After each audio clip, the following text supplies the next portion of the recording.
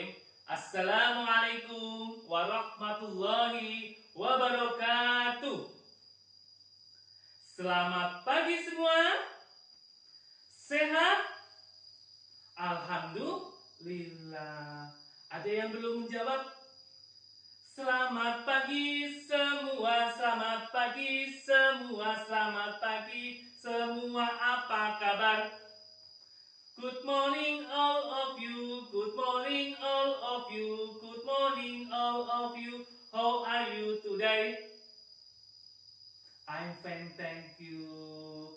Alhamdulillah, subhanallah, Allahu Akbar.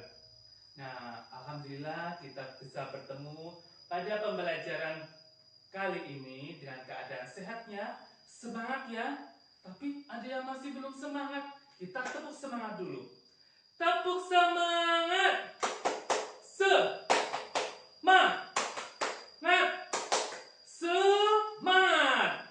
Nah, sebelum kita mulai pembelajaran kali ini, kita biasakan dulu bersama-sama, yaitu membaca suratan pendek. Kita bersama-sama ya melafalkannya. A'udzu billahi minasy syaithanir rajim. Bismillahirrahmanirrahim. Qul a'udzu birabbin nas, malikin nas, ilahin nas, min syarril waswasil khannas, alladzi yuwaswisu fi sudurin nas, minal jinnati wan nas. Shadaqallahul adzim. Dan kebiasaan kita membaca Al-Quran, pahala kita tentu akan bertambah. Sebelum kita memulainya, kita berdoa dulu agar ilmu yang kita dapat, kita bisa bermanfaat bagi kita semua. Ayo bersama-sama. Bismillahirrahmanirrahim. Rabbi zidni ilma warzuqni fahma. Amin. Nah, kita mau mulai dalam pembelajaran ini. Sudah persiapkan alat tulis kalian? Buku kalian? Bagus.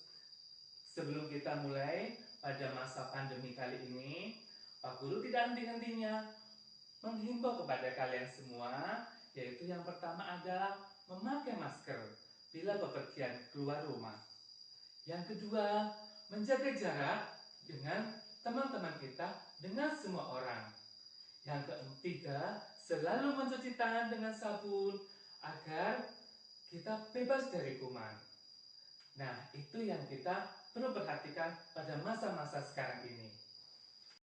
Anak-anakku semuanya, pada pertemuan kali ini masih dengan berlanjutan dengan tema yang lalu, yaitu bersih itu sehat.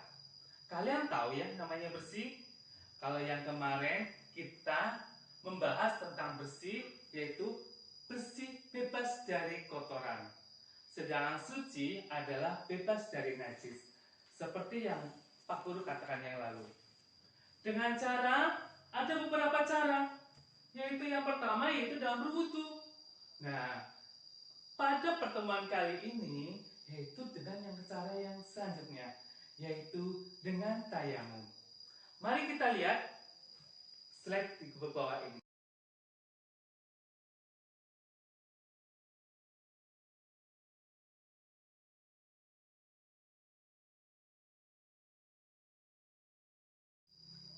Ya, kita lihat slide berikut ini. Dari kejadian ini sudah tiba waktu sholat, tetapi di situ nggak ada air. Apa yang dilakukan pada anak-anak ini? Apa? Ya bagus, tayamum. Berarti ada sudah yang mengetahui tentang tayamum, yaitu menggunakan debu Karena apa? Karena tidak ada air. Nah, pada pertemuan kali ini kita akan membahas tentang tayamum, yaitu dengan kompetensi dasar memahami tata cara bersuci dari hadas kecil sesuai ketentuan syariat Islam. Dengan mempraktekkan tata cara bersuci dari hadas kecil sesuai dengan syariat Islam. Pada pembelajaran kali ini diharapkan setelah pembelajaran ini selesai, kalian dapat menyebutkan makna tayamum. Yang kedua, memahami tata cara tayamum sesuai syariat Islam. Yang ketiga, mempraktikkan tata cara tayamum sesuai dengan ketentuan syariat Islam. Nah, kita lihat gambar berikut ini. Dalam hal ini, tayamum adalah merupakan salah satu keringanan atau rukhsah untuk memudahkan melaksanakan ajaran Islam dalam segala kondisi dan situasi. Dan mari kita lihat gambar berikut ini. Ketika kita semua yang pertama bepergian jauh dan tiba-tiba di situ sudah tiba waktu sholat dan kita nggak ada air, bagaimana cara kita bersuci? Nah, kita menggunakan tayamum karena apa? Keringanan dari Allah untuk memudahkan kita dalam melaksanakan ajaran Islam, syariat Islam. Nah, situ tayamum. Oh, ada yang tahu bagaimana cara tayamum? Hah? Ya, bagus.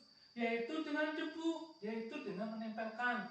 Wudunya, kalau wudu itu menggunakan air, tetapi kalau tayamum menggunakan debu. Ada satu lagi kejadian berikut ini. Nah, di situ sakit parah. Apabila menyentuh air, dikhawatirkan bisa menjadi parah penyakit tersebut. Makanya kita yaitu dengan menggunakan tayamum, menggantikan air dengan debu. Nah, apa saja yang boleh kita lakukan dengan debu itu? Dengan tayamum. Boleh dengan debu? Boleh. Dengan batu? Dengan tangkai? Boleh enggak? Enggak. Untuk tayamum kita yaitu dengan debu. Nah ya, debu apa Pak Guru? Debu yang ada di depan? Tidak, kita memilihnya debu yang halus. Seperti kita kalau ada di dekat tembok, kita memakai yang tembok atau yang pokoknya debu halus. Dari slide berikut ini, sebenarnya kalian mungkin bertanya, sebenarnya waktu itu Rasulullah kapan sih memerintahkan kita dengan tayamum? Nih, sebab turunnya ayat tayamum dari Aisyah radhiyallahu anha bercerita bahwa ia meminjam kalung dari Asma. Tiba-tiba kalung itu hilang. Rasulullah Shallallahu Alaihi Wasallam mengutus orang untuk mencari kalung itu. Ketika tiba waktu sholat, mereka sholat tanpa berwudu. Kemudian mereka bertemu Rasulullah karena di situ nggak ada air dan menceritakannya kepada Rasulullah. Dari peristiwa tersebut kemudian turun ayat tentang perintah tayamum. Dengan tayamum Rasulullah telah memerintahkannya. Ada satu kejadian lagi yaitu dengan tayamum karena apa? Karena sakit jika terkena air. Pada waktu itu jika tubuh seseorang sakit atau terluka dan ia takut jika bersuci memakai air akan menyebabkan sakit dan lukanya akan semakin parah, maka diperbolehkan tayamum. Nah, paham ya adik-adik semuanya? Diceritakan pada masa Rasulullah Shallallahu Alaihi Wasallam ada seorang yang terkena luka batuk. Kebetulan saat itu ia akan mandi wajib dan ketika mandi lukanya terkena air dan menyebabkan ia meninggal. Padahal kata Rasulullah Shallallahu Alaihi Wasallam orang itu diperbolehkan untuk bertayamum dan membalut lukanya dengan kain pembalut kemudian diusapkannya saat bersuci. Selanjutnya ia membasuh anggota tubuh lainnya. Itu terjadi pada waktu zaman Rasulullah Shallallahu Alaihi Wasallam.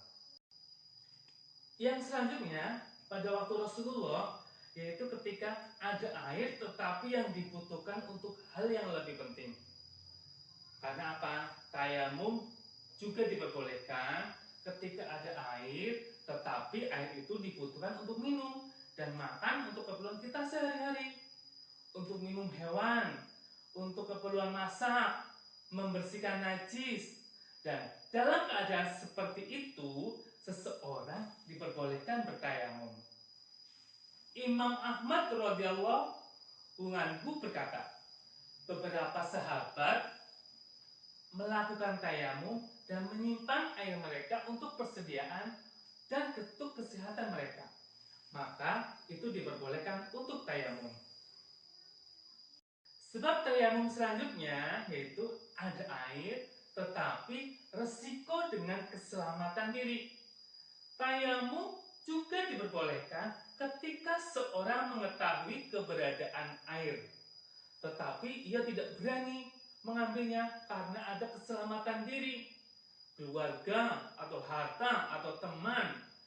Bisa juga karena alasan lain, misalnya ada musuh yang ditakuti dan musuh itu menghalangi dirinya untuk keberadaan air, ataupun hewan buas. Contohnya, semisalnya ada air tapi di daerah sana jauh. Nah, di situ ada ular, ada harimau, ada hewan buas. Nah, itu membahayakan kita. Maka kita membolehkannya dengan tayamum. Dari kegiatan-kegiatan tadi, yaitu faktor-faktor penyebab tayamum, dapat kita simpulkan bersama-sama. Yang pertama, yaitu tidak ada air. Yang kedua, karena sedang sakit. Yang ketiga, dalam perjalanan atau kita sebagai musafir dan sangat sulit mendapatkan air. Untuk selanjutnya, yaitu kita pelajari tentang rukun tayamum. Apa saja sih rukun tayamum? Yang pertama, jelas, satu, niat. Karena dalam selain tayamum, berwudu juga kalian juga ada niatnya kan? Seperti yang kalian sudah hafal, oke? Yang kedua tentang niat tayamum, yaitu kita bersama-sama kita lafalkan bareng-bareng ya. Seperti pada slide berikut ini. Bismillahirrahmanirrahim. Nawaitut tayamuma listibahatis sholati fardholillahi ta'ala. Yang artinya, aku berniat melakukan tayamum agar dapat mengerjakan sholat fardu karena Allah Ta'ala. Nah, itu yang pertama, niat. Sambil mengusap bagian wajah, saat mengusap wajah-wajah. Nah, yang kedua, mengusap seluruh bagian wajah dengan tangan. Kalau tadi, nah seperti ini, kita mengusap. Pertama mengusap debu ya, jangan lupa ya. Habis itu mengusap sambil niat. Yang tadi kita berucapkan bersama-sama. Yang kedua, mengusap seluruh bagian wajah dengan tangan. Ingat, kalau wajah nggak cuma begini, tapi dalam hal ini semuanya sampai sini sampai muka. Yang ketiga, mengusap kedua tangan sampai siku. Nah, yang keempat adalah tertib. Tertib urut, dalam hal ini urut. Untuk selanjutnya, yaitu hal-hal yang membatalkan tayamum. Apa saja sih membatalkan tayamum? Nah, yang pertama adalah satu, setiap perkara yang membatalkan wudhu. Semua yang membatalkan wudhu itu secara otomatis membatalkan tayamum. Yang kedua, ada atau melihat air di luar waktu sholat. Waktu itu kita sudah tayamum, tetapi kita melihat air. Nah, kita bisa wudhu. Kalau ada air, kita tayamum. Itu membatalkan tayamum. Yang ketiga adalah murtad. Nah, bagaimana tata cara tayamum?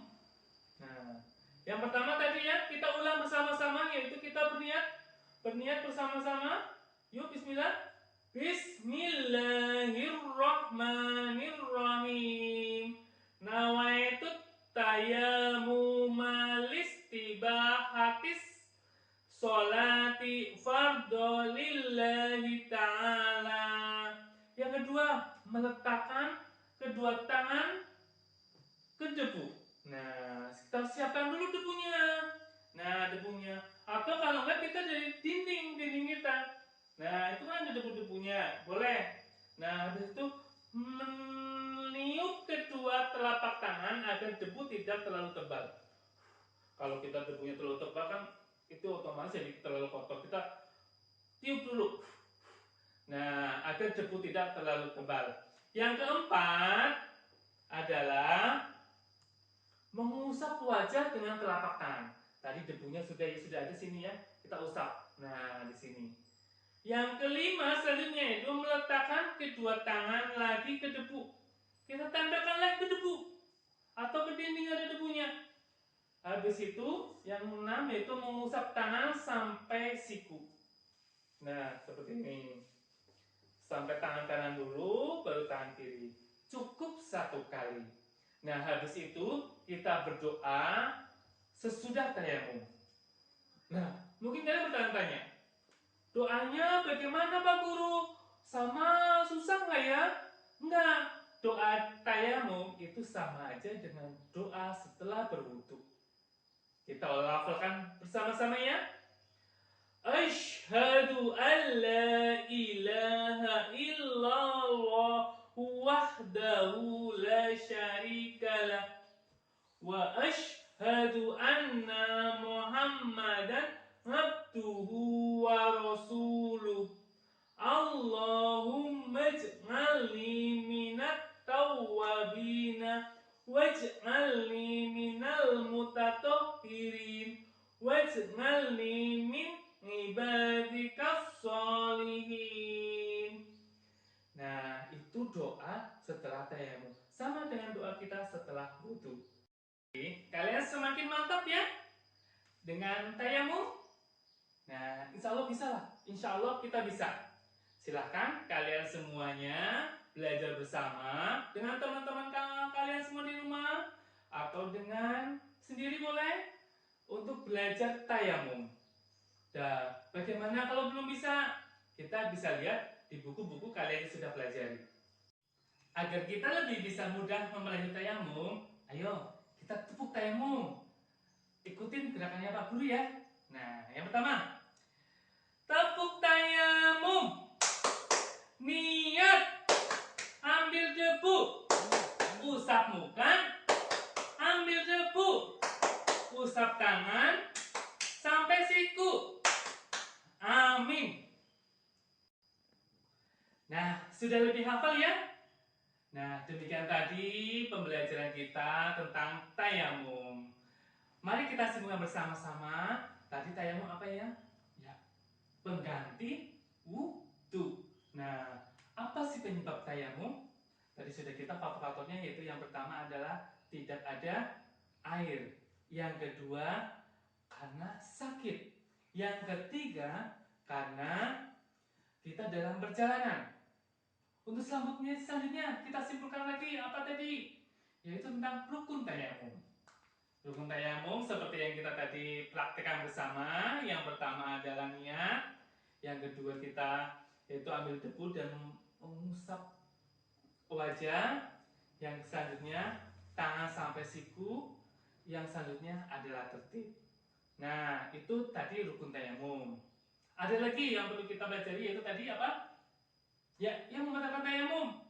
Satu, yang membatalkan tayamum tadi, ya betul, yang membatalkan wudu. Nah, yang kedua, melihat air di luar waktu sholat. Ada air. Nah, tetapi kita tayamum, otomatis kita batal. Yang ketiga tadi adalah murtad. Nah, sudah kita pelajari bersama. Kita ulangi lagi tepuk tayamum lagi lebih semangat. Tepuk tayamum. Niat. Ambil debu. Usap muka. Ambil debu. Usap tangan. Sampai siku.